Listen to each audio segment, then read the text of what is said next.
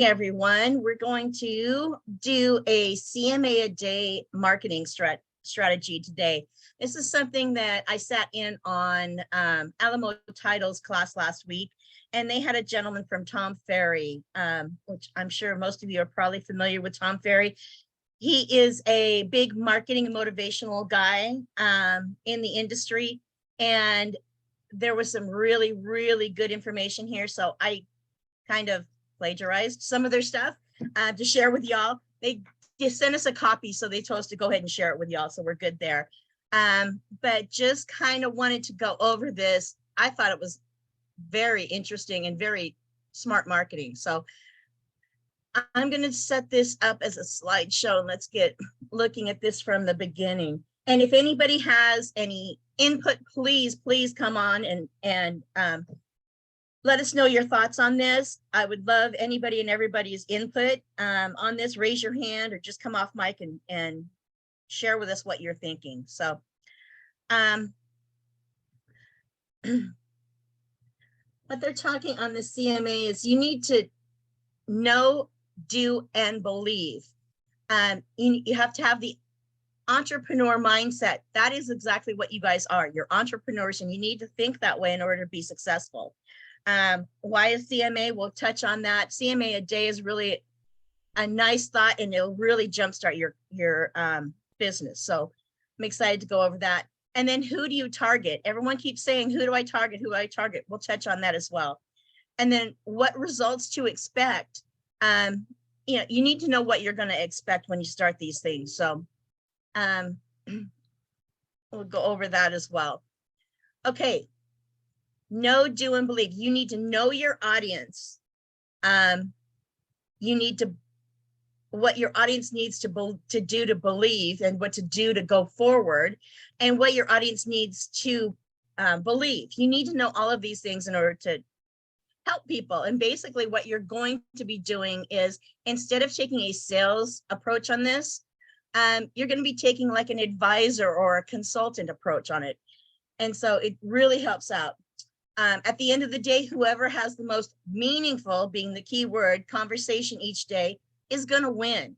So we're always telling you guys to go out there and engage. This is what we're talking about. You need to go out and have meaningful conversations with people. And the more meaningful conversations you have every day, the more success you're going to have. Okay, first and foremost, you are an entrepreneur. That means you have money at risk. And so you don't have work hours, you have revenue generating hours. You need to get out of the mindset of, oh, my work hours are this. No, you have revenue generating hours. What hours do you set aside to go out and generate revenue? That's how you need to think. You need to think about and know what is the highest and best use of your time to generate revenue. You need to provide value.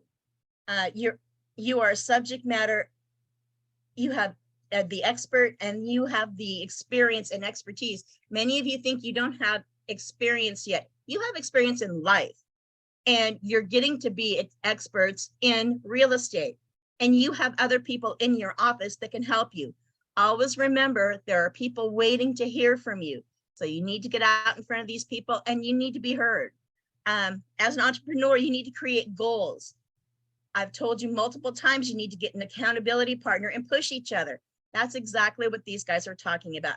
Create a goal number and then exceed that, push to exceed, and just pass through that. We're constantly telling you all that information, and we mean it. It's how you succeed. Your goal can be something along the lines of, I want to be a six-figure agent, or I want to be $1 million agent. I want to be a top producing agent. Find the number that you strive for and then meet and exceed it. The number of transactions or people you help is limited to the resources you have. Find your number and just keep going. If you speak it, it will be. So that's why we're always telling you, write things out and then repeat them to yourself. Look in the mirror and talk to yourself if you have to. Michael, do you have any input on that? I can't hear you, Michael.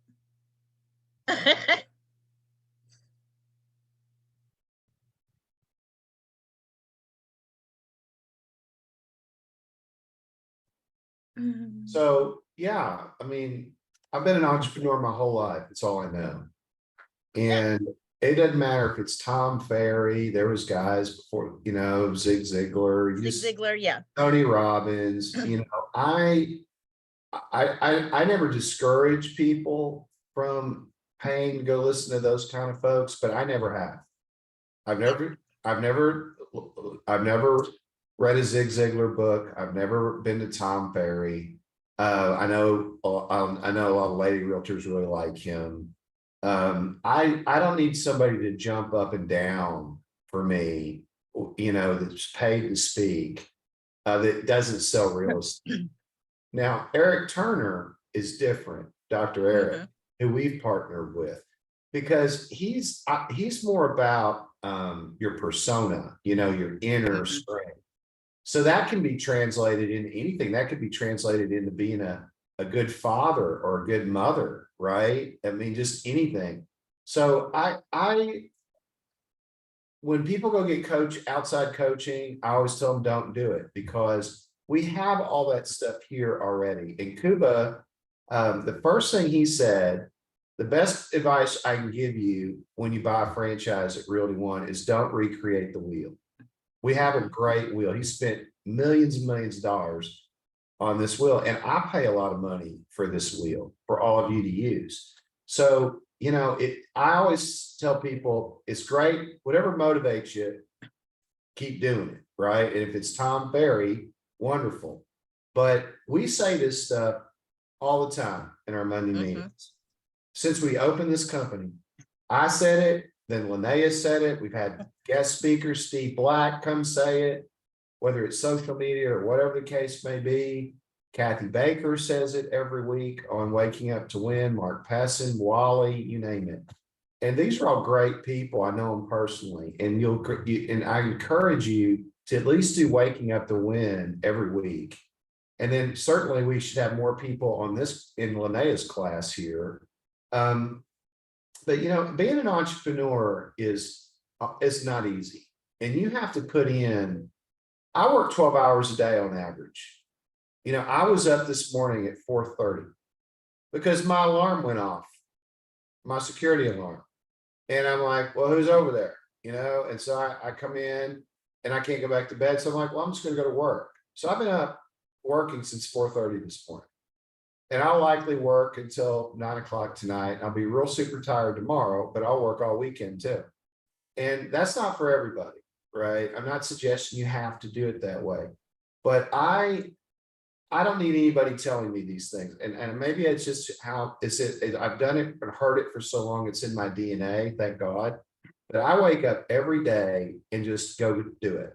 Message to Garcia. That's why I love that pamphlet so much. Because I'm using it for a different way than it was even intended when it was written.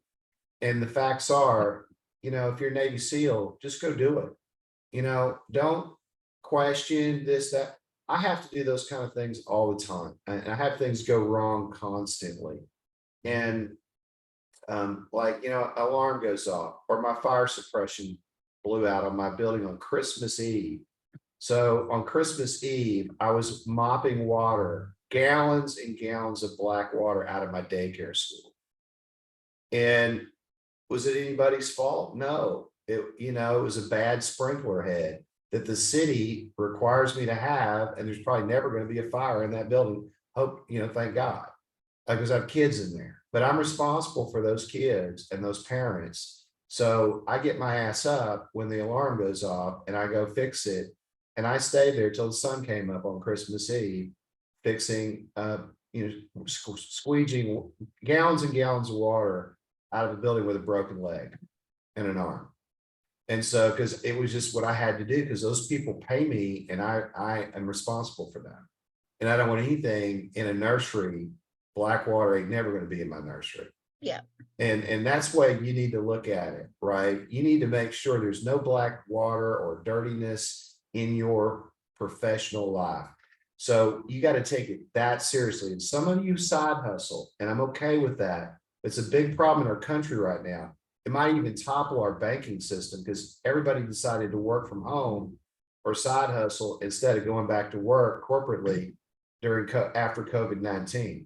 It's killing our banking industry because they lent trillions of dollars on large office towers that are empty right now. And that's having an effect on our market as we speak. They rose rates again yesterday, even after 2 or 3 large banks failed. Yeah. So it's a serious issue.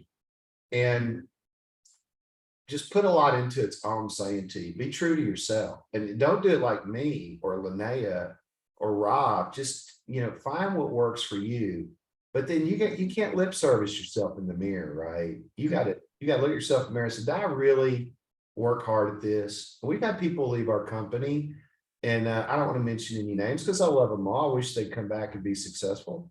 But there's one I don't love, maybe 2. But to be honest, I gotta be honest. There's 2 I don't love at all. But because they didn't deserve my love, right? I gave it to them and then they rejected it. So I love all of you and I believe in all of you, or I wouldn't have you here. But the thing I would really press upon you is you can see this stuff a million times. Dr. Eric is saying the exact same thing. He just says it in a lot more woke way, I guess. I mean, he's as real a guy as they come. And Tom Ferry, he says it in another way. Rob's been a million things that they say it in another way, right? So what I would tell you is just go deliver the message to Garcia. You don't need to know who Garcia is. You don't need to know what the letter says. Just that's a meaningful conversation. You have to inquiry to have a meaningful conversation. And it can be I've made the most money in my life on the most random of conversations, right? And the more conversations you have, the more experience you get. And then boom, you are a 6-figure agent and then some, but it's a daily grind. Yeah. There's no quick, easy way. And social media has ruined our business. This used to be the best industry. I mean, residential realtors used to get 6%. There were buyer agents splitting fees. It was a great business when I got in it, right? And I wasn't even primarily resident. I wasn't residential when I got into business. And I can tell you, it was great commercially and it was great. Now fees are watered down. It's hard, you have to work more deals to make what we used to make. I used to make 6-figure checks on CVS deals. That's a lot of money on one deal, right? I represented the tenant, CVS, as big as they are, me and some other guys, partners of mine, and we also represented the preferred developer. We double-ended all of them. It was wonderful. Boy, we had fun, but nothing lasts forever. They had bad earnings over a 5-year outlook. JCPenney owned them. JCPenney was going in the tank. It flipped. There was all kinds of things that happened. So, then you go on to the next account and then the next account. And the next thing you know, you're old and tired like me. I'm doing this 40 years. Yeah, tired like me too. So that might have been more than y'all wanted to hear. Linnea, I'm sorry. but I'm passionate about it because these people all get paid to tell you these. You're paying them to motivate you. And what I'm saying is you've got it right here in this group. Yeah. We've spared no expense with our office, our social media. You have every tool available. Just take it to heart and use them together. I mean, everybody collaborates here every week. Different people come and go. It's exactly how we drew it up on the board. Yeah. The market's the market. Work on things. When markets are hard, you work on the after effect of the market. Pretty soon, you never know, we might be working on foreclosures this summer. Yeah. And that's good business. That's how Kuba started this company. Yep. He started this company as a realtor in 2008. He sold 111 homes his first year in the business. Kuba Wanaju did that. Your leader. 111 homes in Las Vegas. And he was a stock guy before. He didn't know what he was doing. And then everything got foreclosed in all those massive new neighborhoods they built around Las Vegas. And then he thought, I don't like giving up 30% of my fee or 40% of my fee to Keller Williams or whoever the big giant was he was working for. And so he started a franchise. And the rest is history. So he's not asking you to do anything he hasn't done himself. That's what I like about him. The guy knows how to make money, and I know how to make money. And I don't have to make money one way. And that's what I want all of you to learn. That's what being an entrepreneur is just making money through different avenues. And it doesn't always have to be beating your head against the wall, just to try to do one thing. That's the difference between what I call a tour guide realtor and an entrepreneurial realtor like we're teaching here. Anyway, I'll let you keep going. I'm sorry. All right, no worries. Thanks for the input. All right. So what we're going to do in this class, we're going to talk about why a CMA a day. We're going to talk about who the market is and what results to expect doing a CMA a day. You need to find ways to open doors and spark interest. Always remember, knowledge minus application equals trivia. That's a quote from Clarence Morrow, who's going to be speaking here in a little bit. I got an excerpt from one of his videos that we're going to put on. Also, let me go to the next screen. I'm going to cue up his little video here and just have Clarence tell you a little bit about what he teaches and how he teaches it and why. So I'm just going to go ahead and start this. I hope everybody can hear this. If you cannot, I can see Rob. Give me a thumbs up if you can hear this. So we're moving right into it. All right. So we're going to keep diving. So what this is saying to you and what we're showing right now is that the home is the most important purchase anyone's going to have. Right. And we know that even if you're blessed to have friends who are very successful. Oops. Sorry. I have a friend who actually does own a private jet, right? In most cases, though, most people, the home is going to be the biggest thing they ever purchase. But even my friends with a private jet, they know the home is their actually biggest asset and resourceful. So what I'm saying that is that a CMA a day, it allows you to sit down with them and discuss the biggest purchasing decisions they've ever made. All right. So this is a great way to have that meaningful conversation that I want you to have. All right. Doing this, I want you to remember this too. Okay. Be true to yourself. Be your authentic self when you go in there. All right. Your whole goal of doing a CMA a day is to open the door and spark interest into the next transaction for them or others around them, right? Because we're going to talk about referrals as well, all right? So what do we mean by that? Well, the reality is why I love a CMA a day, all right? We know there's different market trends and this market is changing and it's forever changing. And if you pull up the news, there's always dirt and gloom and scary things that you need to focus on, right? I don't believe in that. I believe, okay, what are the trends that allows me to actually create opportunities? So here's a big trend I want you to know. First and foremost, millennials are selling the house for the very first time. They need you. This is your opportunity. Boomers control an enormous percent of the home equity. You should know this is a massive set. They're about to be in another stage of their life. A CMA a day helps them with their decisions. And also know that 60% of homes, they have a mortgage rate less than 3%. But more importantly, 39% of them have no mortgage, right? So this is when you go back some of the other trainings that I know we've done in Fun Friday, right, Peter? They've been trained on Remine and how to use Remine. They've been trained on how to dive in and use their MLS, correct? HomeBot.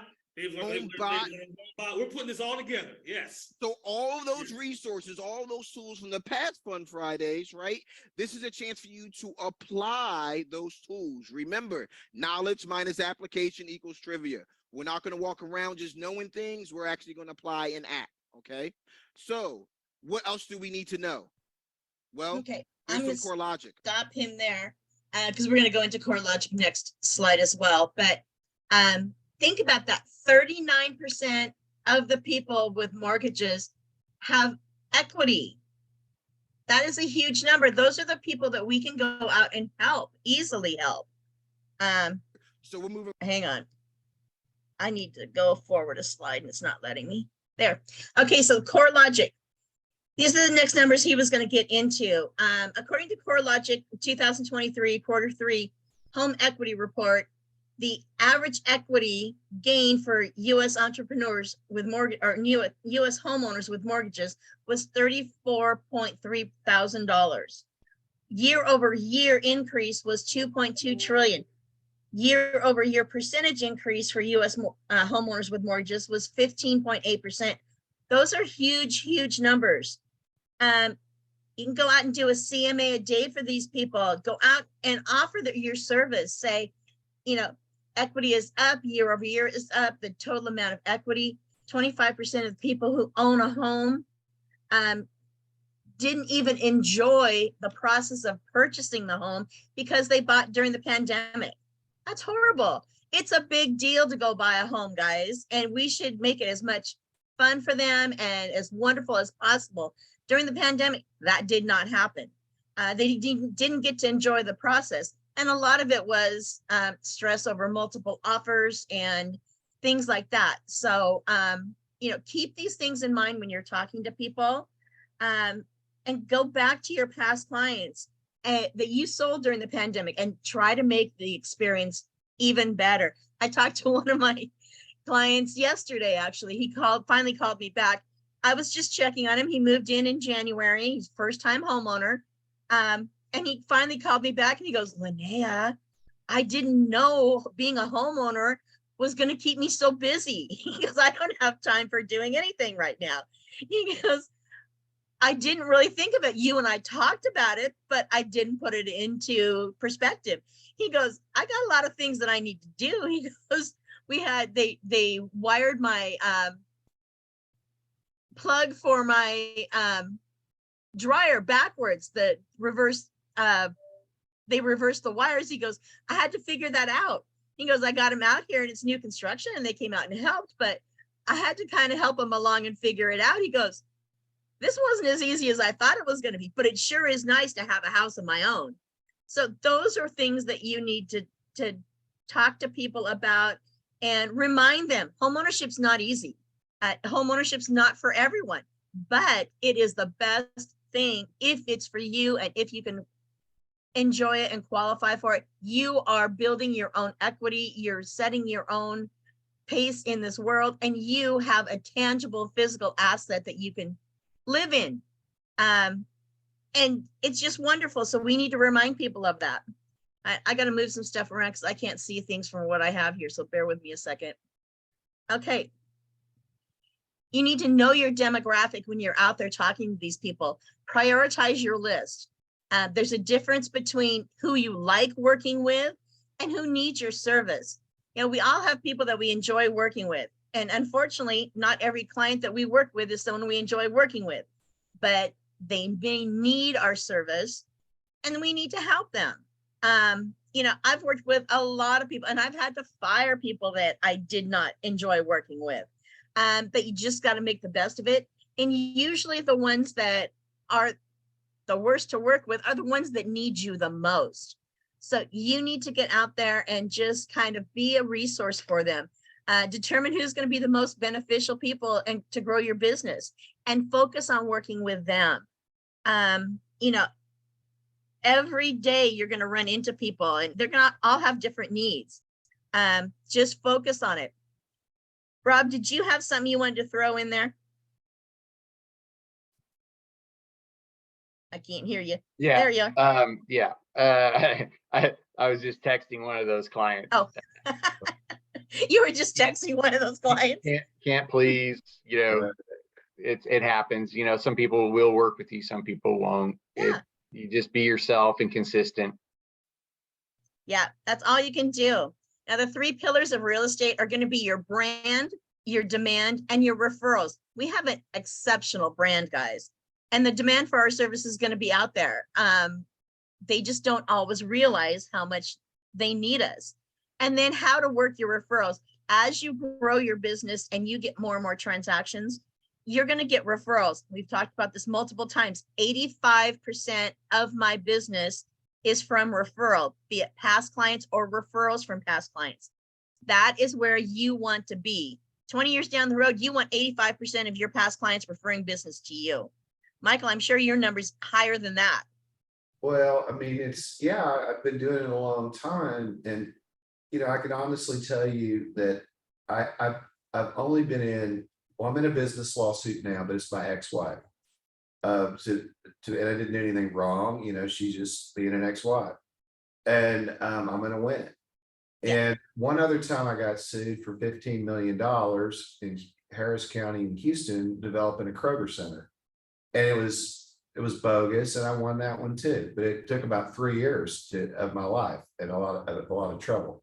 So the reason I bring that up is there are people that are, like Rob said, that are just, no matter what you do right, they're going to come after you, or they're not going to be happy. And with consumers, all right. And I've worked in insurance, restaurants, daycares, in different industries. I can tell you that when you get a customer complaint, certainly in the insurance business, right? Insurance is something you have to have. It's an aleatory contract, meaning you can't change a contract. You can't negotiate it. It's either I owned a nationwide insurance. I was one of the first 12 in Dallas Fort Worth. I had it for 22 years. It was older than Austin when I sold it, in South Garland. And we went, it was an okay business until till the neighborhood turned Hispanic, and then it was an incredible business. That's why I have a good understanding of the Hispanic community, with NARUP and things like that, because I've worked with them for so long. And it was okay business, but it was a stellar business once we went totally Hispanic. We got Hispanic employees and things to service the accounts, things like that. But when you get an irate customer, I bought an Allstate in Frisco to retool it one time. The very first phone call I got, I closed on my loan. I got rid of some staff. I was going to downsize it, relocate it, all these things, which I did. But the very first phone call I got, the Monday I sat my butt in the chair, was somebody's house who was struck by lightning that night and burned to the ground. Very first phone call. And I'm like, okay, here we go again. And so, you know, I helped the person. They were traumatized, right? And that's a very rare occurrence, but it happened very first day. And we took care of it. You know, we got their house rebuilt, went out there and fixed it, you know, everything, funded it, everything we were supposed to do. But that's somebody who has a legitimate, you know, upsetting event, right? Losing a loved one in a car wreck. That's a little bit, certainly a legitimate. But 90% of the time, when you get an irate customer, they are irate for 90% of the time a totally different reason than what you're doing for them. They're in a divorce. They have a sick child. They have cancer, right? There's something eating at them. They had a bad childhood. There's something, they're broke. That's typically what it is. But I'm not kidding you. It's not you. And so you have to kind of take negativity like water off a duck's back. That's an old saying, right? Just let it roll off your, you know, let the water roll off you like a duck's back, right? Because ducks are impervious, they're feathers. And that's why you have to kind of look at it, right? You just got to understand they're mad for another reason. And sometimes you can stop them by bringing that up. Is something bothering you other than this, ma'am or sir? I've done that many times. And sometimes they'll tell you, well, you know, Michael, I'm sorry. You know, I'm going through a divorce. I've heard that a million times on an insurance call. So, because think about it, that's happened to 60% of our population. So that's it, right? And so you have to be cognizant that life does people in at moments, and they're taking it out on you because they're really crying for help, not getting elsewhere. So what does a CMA a day really mean? What is Tom Ferry saying? He's saying be a listing broker. Because the only way you can do that, right, is to eventually get listings instead of, he's not talking about buyers here. So CMA a day to me means, oh, go get listings. We say that all the time. And I think that's a great way to look at it. It's a great way to compartmentalize what you have to do to become a listing broker. You have to go pitch a lot of CMAs to people that are outside of your sphere of influence. And most people sell their homes in year 8. And you need to, we've looked that up a million times. We have our own algorithms. We have Rob, we have the data. We can manipulate it any way you want, right? That's what a CMA is all about, being a listing broker and overcoming people's objections and what's bothering them, you know, those kinds of things. Exactly. All righty. So with your past clients, you need to deal with what they're calling an annual equity review. You need to develop a brand as a home equity expert. You need to manage what you don't measure. You can't manage what you don't measure, excuse me. So you need to know the numbers, you need to know the facts, and form referrals from conversations. I'm going to go ahead and play this right now so you can see how they're recommending this. And it's very simple. This is not rocket science, guys. It's very simple. They come up with, they have an email they're going to give you an example of, and I have all of these. So if you need me to send it to you, I can send you all these examples. They're going to have an email that you need to send out. They're going to have a text, and they have the script for that. They also have another type of an email and a follow-up script for these people. It's not rocket science. This is so simple and so easy. Anybody can do this. All right. Clarence Morrow, he's a highly Oh, dedicated. hang on. This is the wrong See why person. Peter's my guy? This is where we're Man, going I to love start. We talk about referral equity or check equity, and I think that when it comes to return on time, return on sweat equity, this, in my opinion, is probably why Ashley loves this so much. It's probably the highest return on sweat that you can do, right? Oh, Dig into that a little bit more, right? you're preaching now, Peter. Look, don't get me hyped. I'm telling you right now, I go right to the phones after these phones. Fun Friday, I go right to prospecting. Y'all see why Peter's my guy? So let's look at this. I want you guys to show you an example. So this is one of the trainings that we pull from. Yes, you're gonna get a copy of all this. Remember, text VIP. But this is John Eli. This Oh, hang on. I had to let Catherine in. is someone that we use as an example of why CMA a day, why, or what some of us call an AER, an annual equity review a day. It's so important, okay? Because again, I'm gonna chime in one more time, and I'll let either Ashley, Corey, Rory, Peter, all of you. How many times when working with agents, and agents here, be honest, you can put it in the chat, have you said or we've heard, I want a low cost, effective way to generate leads? Isn't that what y'all are looking for? A low cost way to generate leads? I swear, if in one more consultation, I hear someone say, well, can you give me a way to have a low cost, effective lead generation? Is that not the most thing heard in every aspect of our business? Right? Here's the thing. The CMA a day does that. Okay. Doing that, this is the best way for you to do so. But also, I'm going to give you a business rule as we dive into the next slide. We're going to look at his numbers. We're going to look at the numbers we got for it and how exactly he did it. Okay. I want you guys to write down this business rule. Whenever you work with me, I'm always going to give you a business rule. I hope to be back and we'll dive in some of my other ones. All right. But the one I want you to write down now is you can't manage what you don't or won't measure. Now, everybody can send me a check for 25 grand because I just saved you a whole year of finance school, because that's really what it comes down to. Right? So you can't manage what you don't or won't measure. I got on the scale first thing this morning. That told me with that number, I dropped 4 pounds. I'm going to take that as a win. And while I was traveling, that told me my eating decisions, right, and my workout decisions are working. So anytime you're about to implement something into your business, make sure you can track it and measure it to see the results. So let's look at the numbers. So Peter, we're going to jump in again together because Peter's my numbers guy. So yeah. I'm Make Money Marrow. So the first number that I saw when him using this technique is the fact that he made $538,000 that year in GCI just from doing a CMA a day. So that's the first number that jumped out to me. But Peter, okay, guys, look at the year. That's what jumped out to me. He did $538,000 in 2021 during the pandemic by doing this. You tell me, when you look at the numbers, what's the numbers that jump out to you? The numbers that, because again, what we advise on agents on is like, what are the most effective revenue generating activities that you could be doing right now? What jumped out to me were hours involved in each, and we're calling these annual equity reviews for a reason, right? Because every single person who's ever bought a home from you should receive an annual equity review. It should be part of your closing and post-closing process.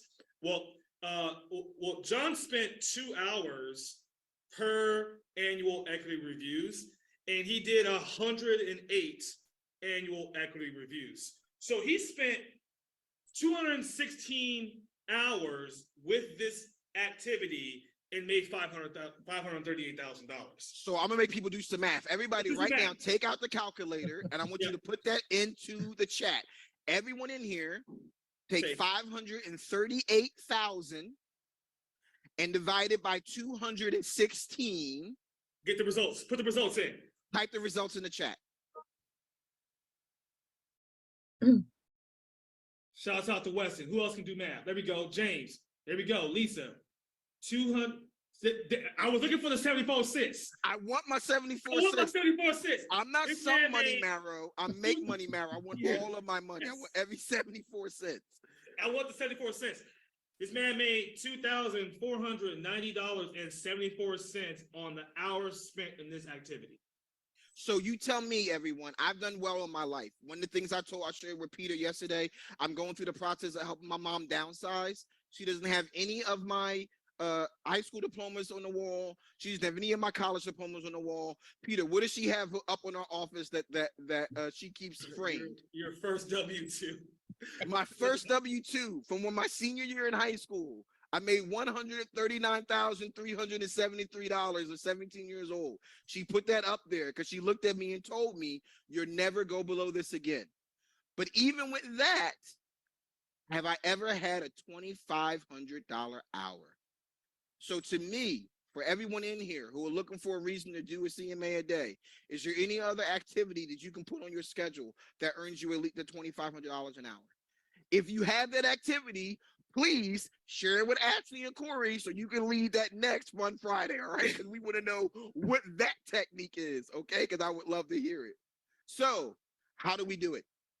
Right? How do we do it? What does that look like? Well, first and foremost, we're going to start off with his technique. So everyone look at this, all right? Wait, Don't make it go hard. Go back to the slide one more time. Okay. Another thing that we missed here. So he did, that I forgot to say, 18% of the AERs that he did turned into a referral.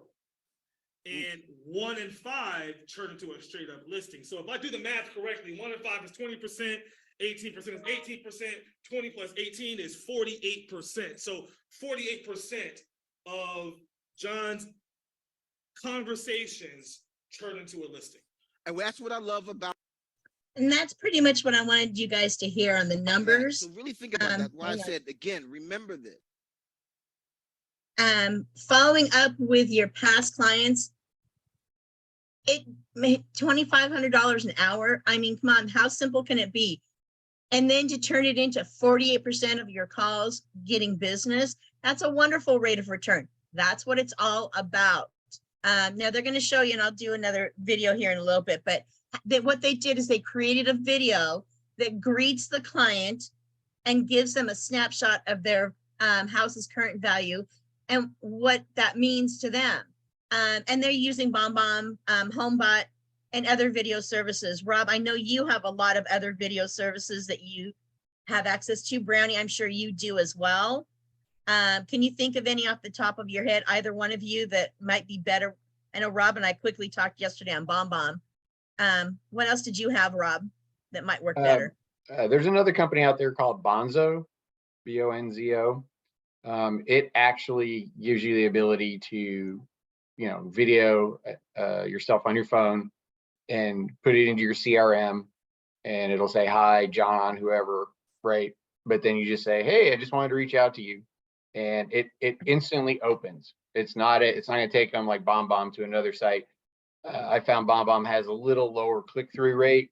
This has like a 75-80% view rate, but I don't know how it would apply to you guys. It is definitely for any CRM person. Very easy to use, a little less complicated. But yeah, that's just one.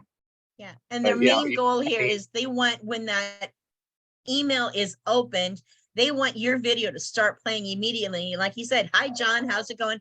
We haven't talked in 4 years. Did you know how much your value was done up on your home during that time? And then just kind of drop teasers for them. And don't give them the full story. You never want to give them the full story up front. Your goal is to set a face-to-face appointment with them. And that's where you'll further explain what's going on. Brandy, do you have any ideas for this type of a video? Who to use? They actually talked about this a little bit on the Waking Up to Win yesterday. I've never used any services. I can certainly see how they would help a lot, maybe like automate the process and make it smoother. Yeah. But what they said on Waking Up to Win is just take a video and put it in the email and send it. But like Rob said, if the video is too big, then sometimes it won't open immediately and things like that. So you've got to look out for that stuff. Same thing with texting a video. If it's going to Android, it might come across blurry or whatever. So you've got to think of all those things. Which Don't be talking bad about my Android.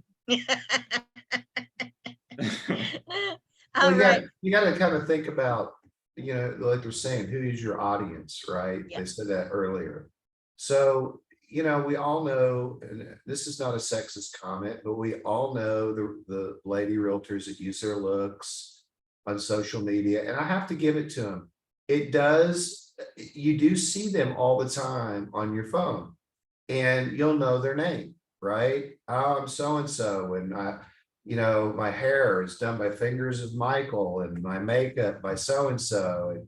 And, I personally wouldn't go that tact, right? Because if that might work with some audience, and I will acknowledge it will get you name recognition. Like I know certain realtors' names because they're just constantly on my phone, right? But when I look up on Broker Metrics, they haven't closed any deals. Yeah. Right. So who's your audience? Well, most homeowners are married couples, right? So I tell people all the time, would my wife hire you? Would Penny, as hard as Penny can be at times, is she going to hire one of these beauty queens? No, she's not. She's going to hire somebody that she's going to feels comfortable, has her best interest in mind, and going to get the most for our home, right?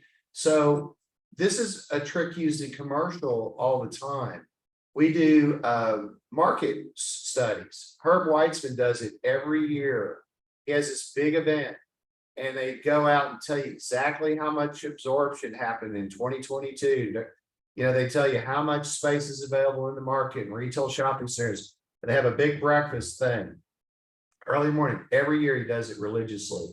And that shows legitimacy that he is an expert in his field, right?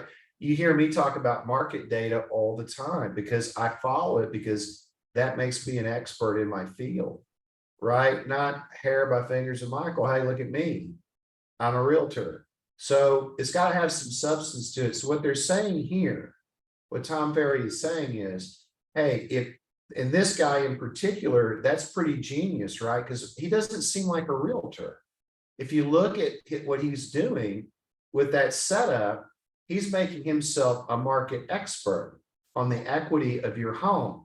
He's not even calling him. So you have to identify as a realtor and follow the rules of advertising, all of that. But that's what you want to get to. You want to say, all right, I'm going to send out a video and I want to come visit with you. This is what you can just do a hypothetical equity analysis of your own home, right? Or someone else's home or one of our homes, and get permission to do it and do it that way too.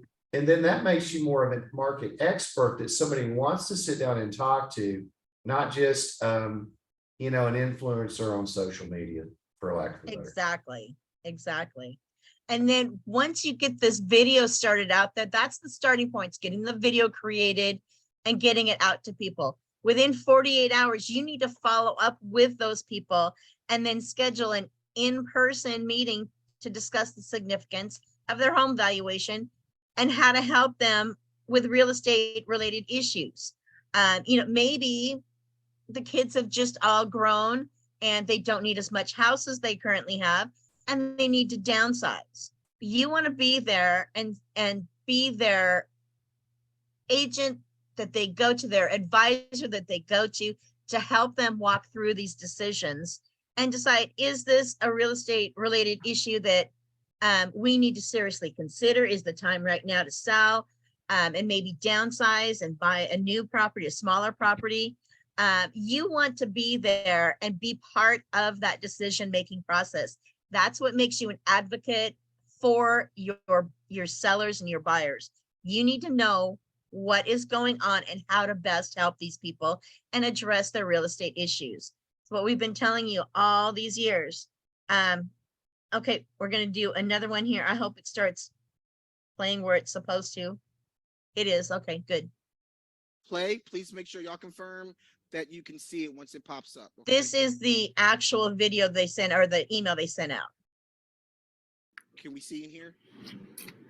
Hey Jane, it's John. I just wanted to shoot you this quick video message to say happy home anniversary. It's been 4 years since you bought your home over on Banana Street, and I hope it's been an amazing home for you guys. But in the meantime, I just want to say congratulations, because without a doubt, over the last 4 years, you guys have done incredibly well.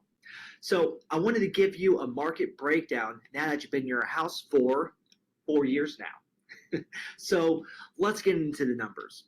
When you purchased your home, you paid around $267 per square foot. Now, if you take a look at the screen right over here, this is the average price per square foot in your neighborhood just over the last 90 days, which is closer to $465 per square foot. That's unbelievable.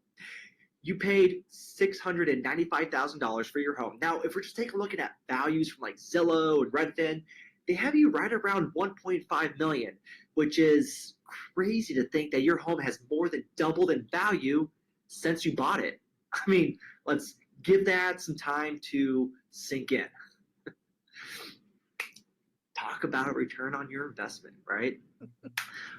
You guys, I'm very thankful to have been in touch with you guys from time to time. It was so great seeing you and the fam over at the movie in the park night a few weeks ago. And I just want to thank you guys again for coming out. You and your family are such great people. I really consider myself fortunate to call you guys clients and a friend. I remember when we first met at that open house off of Central Avenue during the summer of 2018, and you guys were new in the town, just trying to figure out what part of town you liked, and your daughter Mary was just about to start kindergarten, so you were like really stressing out about school districts and making the right choice. I'm so glad you guys fell in love with North Central Phoenix, as I love it too. If you guys wanted to chat a little bit more about your house, things you can do with your equity, your loan, its payments, I love to see you guys again and chat a little bit more about it. I'm hoping you guys still love the house. And by the way, if you look over here, it's a list of all the houses that have sold in your neighborhood. You see that one on Linger that has $600 per square foot. If you were still thinking about doing that remodel, the neighborhood can totally support doing that investment.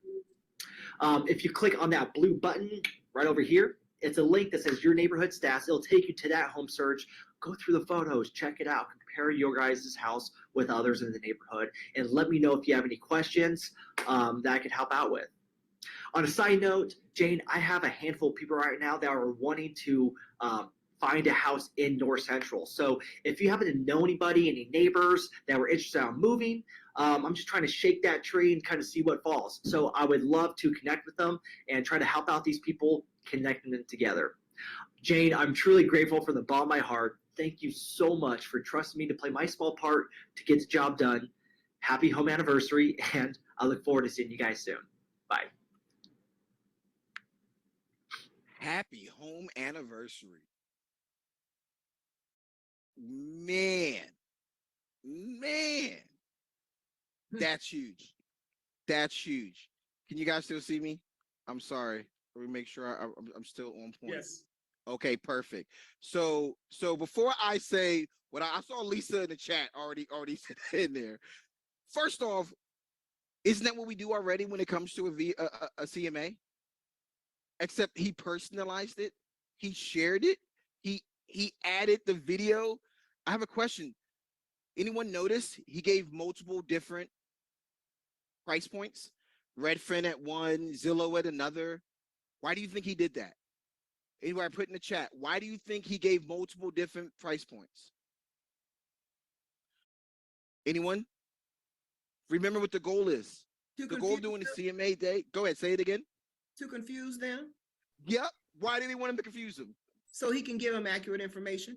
Yep, so they can talk to them. Exactly. Then remember, the goal of doing this is to spark the conversation. We want you to think. We want you to question. We want you to talk to us. We are your expert. That's what I meant by you add value. This is their home, and there's multiple information out there. Did anyone catch that quick little X when he goes, if you could support that remodel? Oof, that was a mic drop. I have people looking in that neighborhood. Do you know anyone? I'm going to give you even a better script than that. All right. So someone asked in the chat, what video did he use? He just used BombBomb. That's the system that he's using. Okay. When it comes to doing this, he lays it out. But again, this is where looking at resources, getting a mentor, whether it's a coach or a mentor, to say what are the best use. But even at homebot.ai, they do the same type of graphics exactly. And I believe even Keep It Current Matters has a process. All right, we're gonna stop there for a second, but Brandy, I saw you snickering. So did you like that? remember, I mean, I thought it was cool, but I just felt like it went on a little bit. But I can see how if you're the family that he's making the personal connections with, it probably wouldn't feel the same way. But I was just sitting there laughing because it was like, okay, all right, But Can you if you're see the yourself family doing talking something like that though? if he's talking specifically about my family, then I'm probably going to feel differently, Yeah. is what I was thinking about too. So Yeah. Okay, Rob, you have some input. Yeah. I guess the underlying question is, he was very captivating, right? You listen to him. I shared this with Brownie. I have it on my screen, but I'll share it with everybody else. Do I need to share screen so you can pull it up? But there's a formula, and it's a very simple formula. It's been around for 3,000 years. It's Aristotle's rhetoric. It's a triangle, where you have credibility. He definitely had emotion. He presented the reason and the purpose. And then the most important one is relevance. This was now data, right? And if you can structure this, plot it out, do a little, don't just, get on the camera, but have some points that, are already built out, and then just talk to the camera to that. People will listen to you. If they believe you are an authority, you come with a look right. Number one, you gotta look nice. Don't be in a sweatshirt and your hat sideways and all that. Be cute or coy about it. But look like well dressed, well groomed. Talk to the camera, and that's when people, because I was listening to him. I mean, yeah, he did ramble a little bit. We probably, Brownie's right, probably about 45 seconds too long or more. But that works for him. So like I said. I can send you guys. Like I said, I'm grateful that you invited me, and this is such great stuff that you guys present. None of my other brokers that I deal with do this for their people. So you guys are really awesome. Thank you. I appreciate that. No, you're welcome. Thank you. We appreciate your input on this. Lene does a great job. She works really, really hard on these. Well, thank you. Now, I just saw this, and I have a lot of agents asking me, where do I start? How do I do this? I don't like spending a lot of money. Y'all know that. If I don't have to spend any money, I won't do it. But this is a good way to not have to spend a lot of money and get your message out there, get in front of people, and have a relevant conversation with someone. I just threw this slide in for some of the newer agents that have not done CMAs. Most of the experienced agents know what a CMA is, but basically it's a comparative market analysis. It estimates the price based on recently sold similar homes. I like to do my market analysis within 90 days, like he messaged there. He mentioned in his message. Sometimes you can't find 3 comps in 90 days. So you have to go back maybe 6 months instead. Brandon, you got your hand up. What's going on? Yeah, I don't know if this is, I was going to ask one question. What would your thoughts be, and I guess Michael's thoughts as well, be on, because like that video was for a client. I guess he sold that house 4 years ago, and the home price went up $600,000, which is a miracle, not a miracle, but that's incredible, right? The one, I just looked at a buyer. I sold the house last year, and their equity hasn't done much that I would be happy to send them an email about, if that makes any sense, right? Based on where the market was in February. What would y'all's thoughts be on, I mean, we have access to when homes closed, sending these to, if we have the emails, to people in our neighborhoods or in our farms that maybe we necessarily haven't worked with before. Is Well, that that's, Exactly. I was Yeah. about to bring, you beat me to it. I was about to bring that up. So Brownie's new in the business. So why don't we try it this way? Brownie, why don't you get on? My understanding is we can look. Can't you even on the MLS tell them? Use Remind. Yeah, you can set your criteria on Remind and pull houses that sold, in the last year. No, or whatever. let's just say on a particular day. Yeah. So why don't you look at it this way? If you really wanted to test your theory there, Brownie, you would look up every house that sold, let's say in a week. So you'd say, instead of a day, you happy anniversary week or even month, right? So you have more in your database. So, hey, your home anniversary is coming up in April. Send it the last week of March. And then do the CMA video and say, hey, guess what?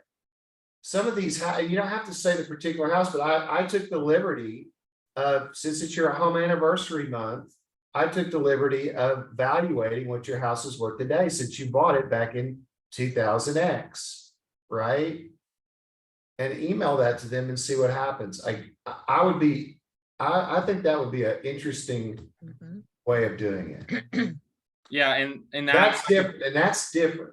And instead of playing into the personal, like, I don't know their family maybe necessarily, but I can play into the locality, hey, I'm from this area. I know this and that about your neighborhood, right? Or I sold this house down the street. So I'd go one step further now and say, I am not just a realtor. I am an equity specialist in homes. And I took the liberty of doing a competitive market analysis of your home as your home anniversary. You may not be aware of it. I hope you didn't forget. Was in April of 2011, right? And then you can individualize those once you get your database of who closed in April of this, whatever, if they close their home in April of whatever year, you just go back and say what that year was and say, hey, guess what? Would you be interested to know exactly what pretty much an exact number what your home is worth today if you were to sell it? And then all of a sudden, it's not like you're asking for a listing. You're telling them just even if you're not interested in selling your home, Mr. and Mrs. Smith, you should know how this affects your financial, your personal financials, what your equity is actually worth. And like he said, yeah, if you want to not even have a conversation just about selling, but maybe refinancing, we have a great professional I can partner you with. Or remodeling or any of those things. Right. Yeah. Do you feel like if you remodeled your kitchen, that you'd be able to get numbers similar to some of the things I've seen in the area? Those kinds of things. I think you keep it simple. I think you just go exactly. The reason they're pushing that guy is he came across as an equity specialist, not a realtor. Yes. That's the key. You don't even want to bring, let's say, other than having the advertised per check standards and our brand standards, make yourself that person, almost like you're a financial analyst. And we'll get into this a little further down, but you want to be a consultant. You want to be an analyst, an advocate. You want to do these things for your people that you're talking to. And when you're doing your market analysis, make sure that you keep it specific to the location, the age, the size, construction style, and condition of the home. You haven't seen the houses most likely, so the condition is going to be an unknown, but there's usually pictures That's your hook. That's your reason to meet. Yeah. Exactly. I really can't verify these numbers until I meet you in person and exactly tour the home myself. to see if there's any updates you've done that you're not getting credit for. See, that's a good one. Or if there's some things you could do inexpensively to get you a huge return on your investment. Exactly. And that's what this is all about. Michael just hit it right on the head. It's what this is all about. Getting good quality, meaningful conversations started with you as the expert, the equity expert, and getting out in front of these people and maybe helping them either get the list. And if you can't help them, we're going to get into a little more about how to get a referral out of that. Even if you don't get anything out of that call, we're going to talk about how can you capitalize and get other clients from them. So we'll talk more about that. But, you know, I do hold a designation of a BPOR. For those that don't know, it's a broker price opinion resource, I believe. I used that back in 2008, 2009, when we had so many foreclosures. I actually contracted with banks. I would go out and do their broker price opinion. They didn't pay a lot, and it was a pain in the butt to do. But it was very good information that I learned. And so it's nice to know some of these things. So if you ever need a BPOR or something, I have the designation. I can help you out with that. Don't forget to utilize any of us that have these things. Okay, when you're setting up your CMA, don't rely exclusively on your MLS for conducting your valuation. I've talked to Brownie about this and a couple other agents about this before. I mainly weigh most of my information on MLS, but I also bring in, we have a program in Netris that is called RPR.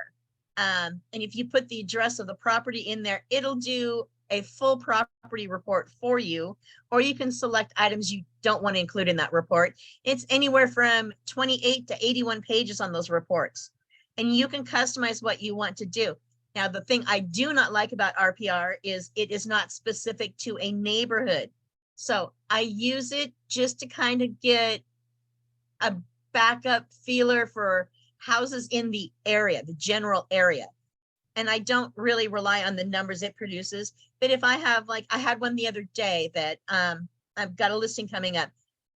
The CMA came out at 134.2 on the high side, 130 on the low side. And I pulled up RPR and it had it at 130. So that tells me I'm comfortable with my numbers that I'm presenting to these people. Also, there's an AVR number. You can get that off of your realist tax report. It'll have an AVR and it tells you the approximate value if they were to resell. So utilize those tools and include those tools. Brownie, what did you have to include? Yeah, so I feel like this is a perfect time. I don't know if anybody in here was on the Waking Up to Win yesterday, but I know those of you who went to Summit learned about it because I learned about it yesterday.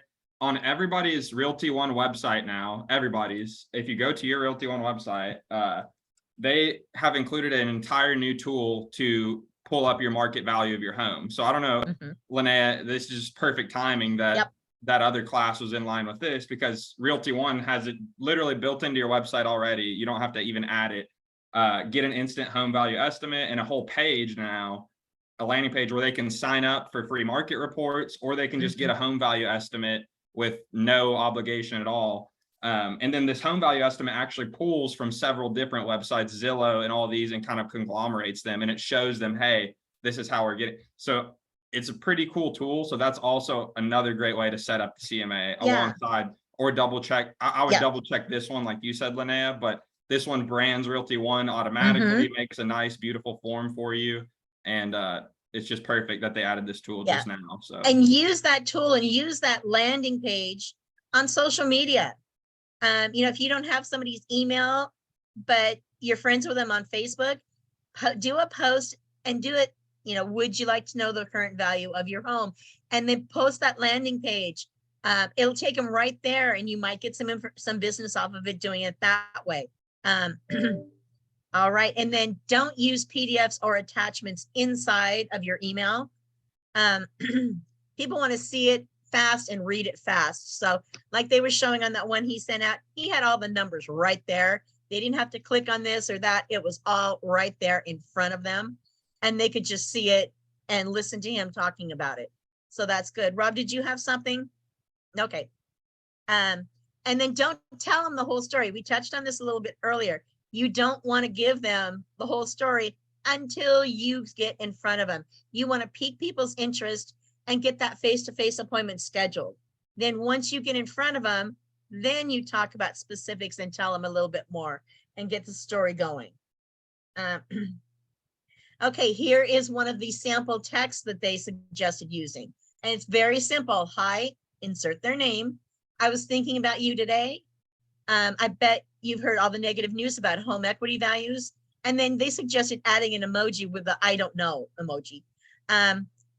Would you like to know how much your equity you're sitting on? What your home value is really worth? Let me know. And then out of those, if you go to your phone right now and just look in your contacts, Brandy, do this for me. Help me out here. Go to your phone, go to your contacts, and pull up your contacts and tell me how many contacts do you have in your phone right now?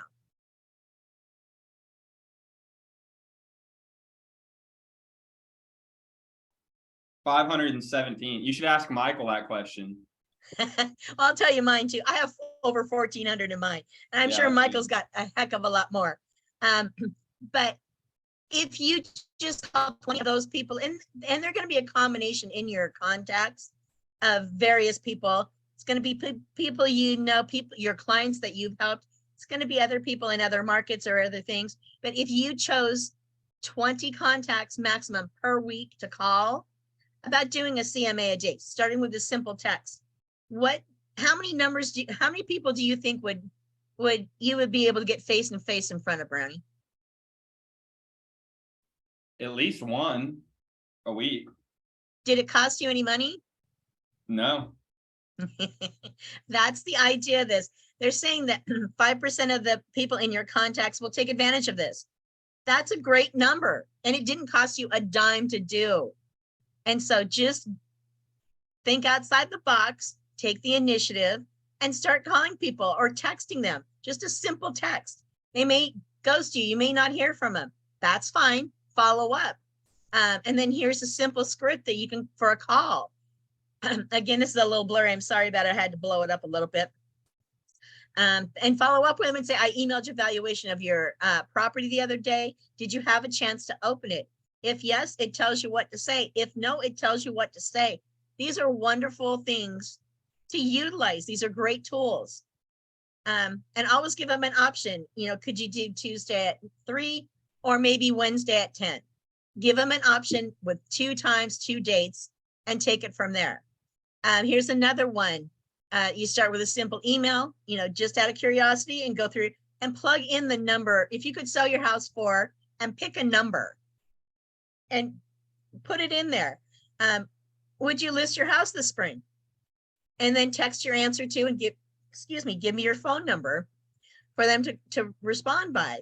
And then you want to create a sense of urgency, subject line, show your name, your price, maybe call it, and just go, hi, Jimmy, could you finish the sentence for me? If I could sell my house for blank, I would list it in spring, and see what they say. Again, text your answer to here, and let them know who it's texting them. Please remember to do that. They may not always know, but it's a wonderful tool to utilize, and they're very simple tools.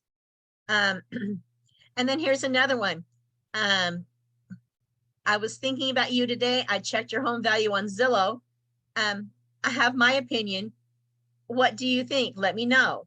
And then just show a Zillow's estimate and then show your CMA value side by side and send it to them and see if they'll respond back. Maybe you can get in front of them. Okay, your rules, the 4 rules are your CMA. When you get your appointment, you have to remember you're going to be, you're not going to go in there as a salesperson. We've talked about that over and over. You want to be a counselor or a consultant or an advisor, and you want to show up as their advocate. So one of those 4 is what you want. You know, there's 3 tiers to your stool here. You have your referral, your brand, and your demand generation. So if you go in as one of these on your CMA a day, and you're going to really excel at this. You don't want to go in as the agent.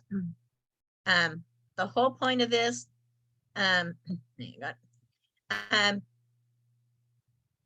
You want to be the one that they call, or you have the information so they don't have to call you.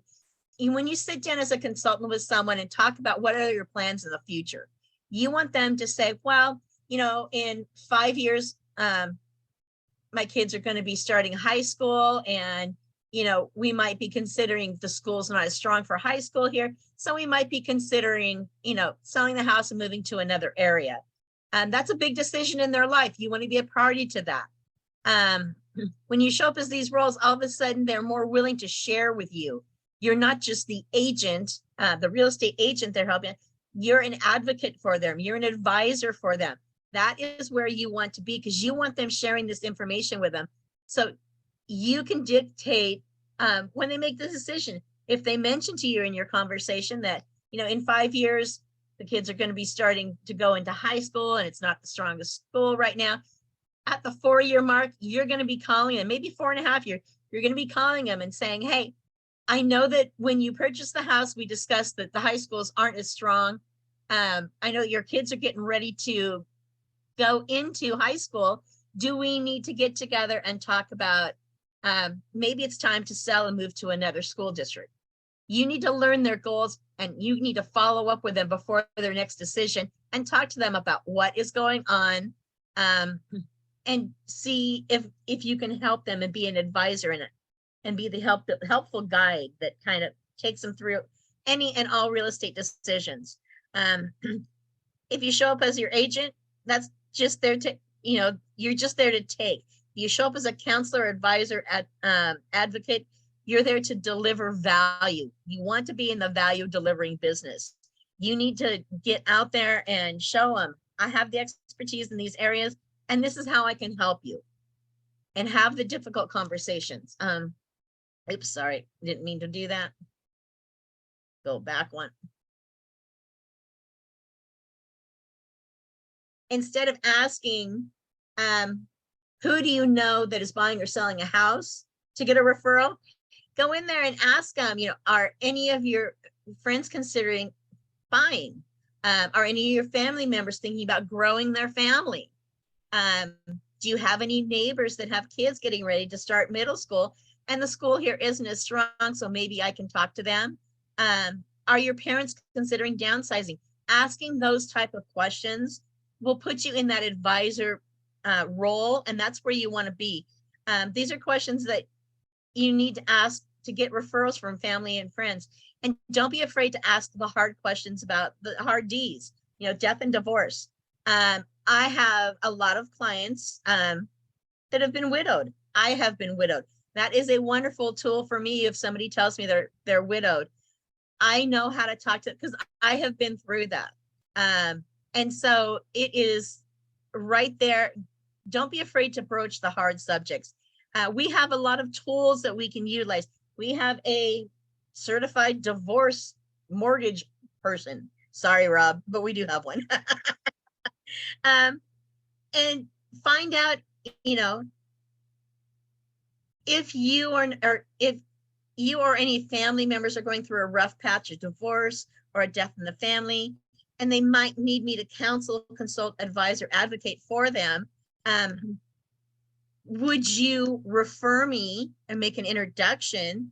I'll be very discreet with them and see if I can't help them.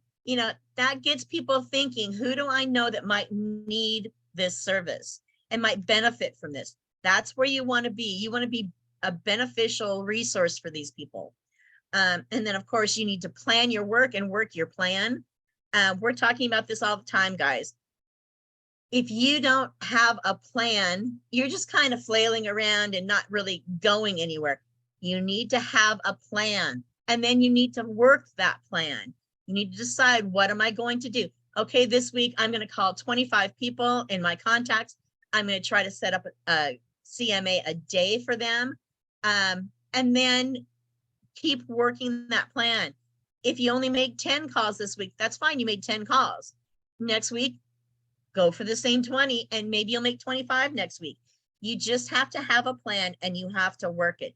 And I'm serious, you need an accountability partner on this. I feel like I'm beating my head against the wall telling you guys this, but you need to have somebody that holds you accountable. And it could be a peer, it could be me or Michael or Rob even. Someone that will hold you accountable. You're going to make 20 calls this week, and at the end of the week, maybe you're going to touch base, or maybe make it every 2 weeks. I do mine once a month, actually, with my accountability partner. We touch base and I go, hey, how are things going? You know, have you been on task? I know you were talking about recruiting 5 people this month. Where are you with that? Oh, we've recruited 8. Fantastic. You know, and then they'll ask me, how about you? Oh, we've only recruited 3. And you know, our goal was 5, but we're getting better at it. We're going to keep working the plan. That is how important an accountability partner is. They hold you accountable, and it will make you want to get to those goals. Trust me, it doesn't seem like it'll make you want to do anything, but it will, because everybody's competitive in some way. So if you're not hitting your numbers, but your accountability partner is, they're going to be able to ask you, why are you not hitting your numbers, and figure out together how you can hit those numbers and what it's going to take. Let them help you and you help them. That's what it's all about. I think we're getting to the end here. Does anybody have any questions? I'm going to bring up everybody so I can see y'all. Any questions, comments, concerns? Rob, you're off, Mike. Yeah. Just to the accountability thing. There are offices, I'm on a morning call every morning.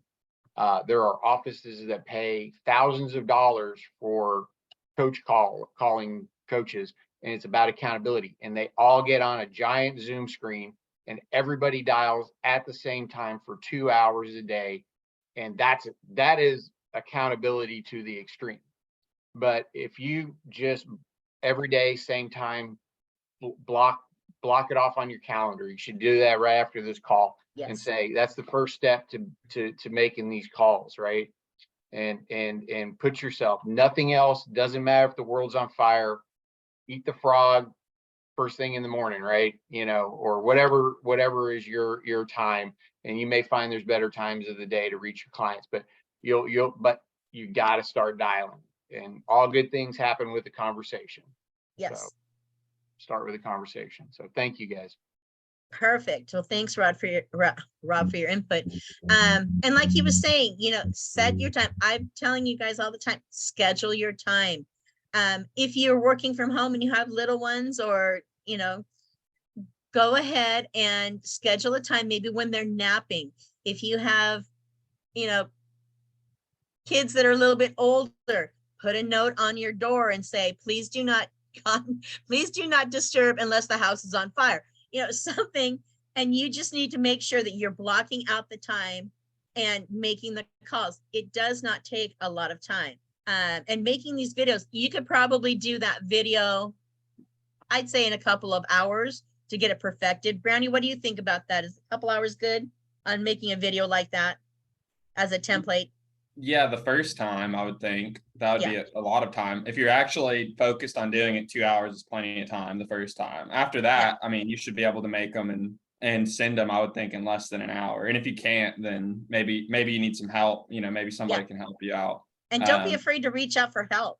And I also wanted to say, on the CMA side, for everybody in this call, another unique thing about our brokerage is we can also do this on the commercial side. So if you're out generating residential leads or having conversations and networking, and you see a good opportunity, well, in-house from the office here, we can run commercial comparative analysis as well on lease spaces, buildings, anything. So not every brokerage has the access to those tools that we have as well.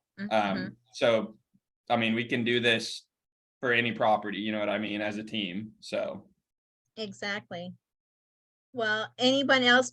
Mario, do you have anything? Monica, Ramon? I'm good. Okay. I'm good. Yeah, Does this make sense? Very good. Okay. All right. Does this make sense to everyone? Yes. All right. Does it seem easy? It's easier as I understand it more. And all right. every time you do something, it gets a little easier. Well, and like I said, I have these templates. I can easily email them out to you. I can send you the full video so you can watch it. They did give it to me, so we have that resource. And you can always just schedule a time with me, and we'll get together and just do it. If you need help actually doing a CMA or the video, let me know. I do CMAs in my sleep, it feels like sometimes. I've just done so many of them. Brownie's laughing at me again. But I don't think you're supposed to do that, Linnea. well, probably not, but it just seems like it sometimes. I know. Hey, But Linnea, just put yourself out there. Or Rob, what do you have? the one last thing, and this guy gets paid like $20,000 per speaking performance, and he's a top influencer, millions of views. And his thing was, when you're doing these calls, do not measure your success by whether you got a deal or not. Yeah. Measure your success about how many you did, and the results will follow. Exactly. Good point. Thank you. Yeah, because you could have 20 calls and 15 of them either don't respond or aren't interested. Well, that's not a reflection of you. It's just they're not ready. It's not the time for them. Keep them in your database and continue to follow up with them. But you could have 20 calls that you make and maybe 10 of them are extremely interested, or they have somebody that they know is interested and they can send to you, and have them make the personal introduction. It's so much easier to get a referral if somebody personally refers you. That's the key to all of this. Get those personal referrals and have them say something, maybe do an email introduction or a text introduction and say, hey, I wanted to introduce you to Linnea Lavelle. She's with Realty One Group Forward Living. She has been a wonderful asset to me over the years, and I think she may be beneficial to you. And have them send it to their family, friends, whoever might be looking. That is wonderful. It's very powerful if they can do that, and it will get you out in front of there. Go have those conversations and make sure they're meaningful conversations. That is the key. You need to have meaningful conversations with these people, and kind of move them over to your side. Get them comfortable and confident with you. Some of our newer agents, you may not think you know a lot about real estate. Well, guess what? You passed the real estate exam and they have not. You know a lot more than they do. So get out there and start talking to people, have meaningful conversations with them, go through your contact list or your database and see who you could make a call with. Or like Michael and Brownie and I were saying earlier, find some people that maybe sold a house last year or 2 years ago and do a CMA a day concept with them. We can provide those tools, and you just need to take the initiative and go and get out there and do it. All right. Anyone else? All right. How'd I do, Michael? Good. Did you learn anything? Oh, yeah. Always. All righty. Well, everyone go and have a fabulous rest of your week, and especially the weekend. Get out there, have meaningful conversations, and let's get some listings on the books. Talk to y'all later. Love it. All right. Thanks, Linnea. Oh, you're welcome. Thank you. Thank you. You're welcome.